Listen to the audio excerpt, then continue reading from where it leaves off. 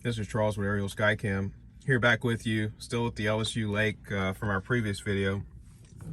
I noticed some damage and I wanted to share this with you. This is a bit of a warning and a bit of a notice of how dangerous some of these trees can be.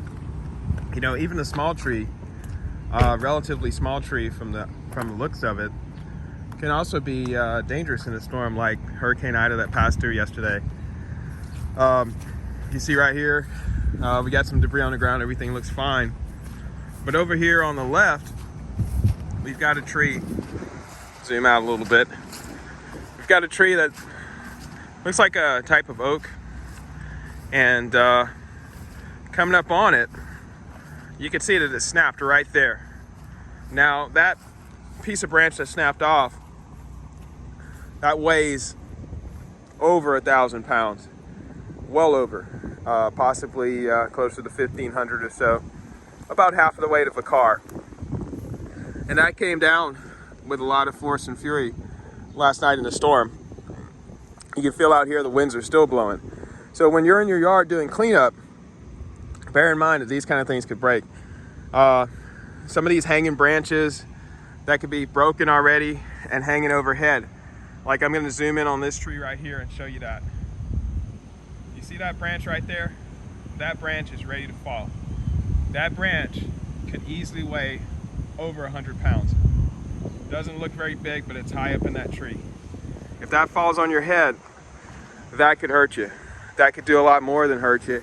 In fact, some people refer to branches like that are dangling in trees as widow makers. And this type of thing could be a widow maker as well.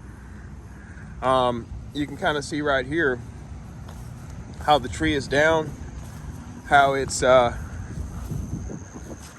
some another branch down right there. Just imagine if you were out cleaning your yard and that fell. So that's a really dangerous thing. I wanted to show you that. Just mentioning again, cleanup safety. Cleanup safety is important when you clean up for storms like this. Now that the storm has passed, now the real work kind of begins. Let's go around here. We're gonna secure the vehicle and let's kind of walk through this area a bit and take a look. I see another tree down over there.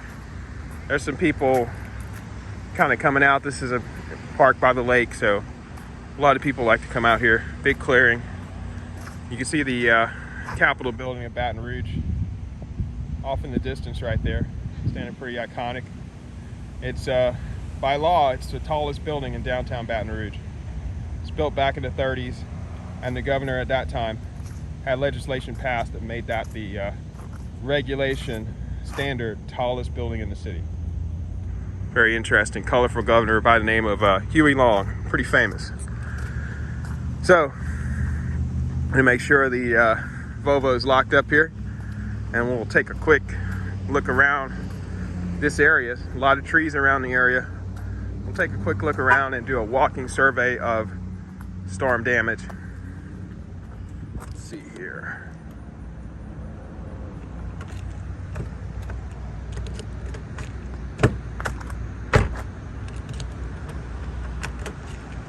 That door to lock.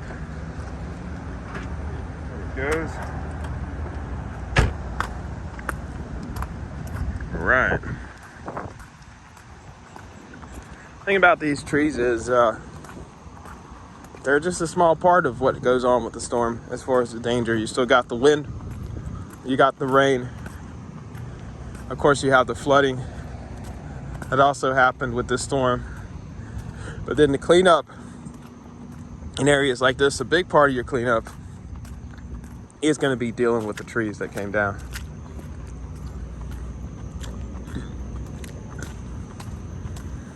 There's a pretty large tree over here, kind of in the distance, that's fallen right across the jogging path. So you can imagine somebody out just checking out the storm last night even could have ran into that.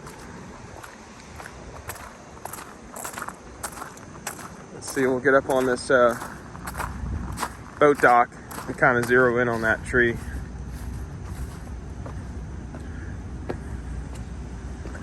sure the LSU lake had some big waves last night, but nothing like what was seen at Lake Pontchartrain. Okay, this is a good vantage point. From here, we can kind of zoom in and survey some of the damage. You see right there? That tree is down right across a walking path. That tree weighs thousands of pounds. There's another tree down there. If you look off into the distance, you can kind of see that basically along this lake, there's a lot of trees that could have done a lot of potential damage. Right now, it's hard to see, but I'm still getting pelted by rain from the storm.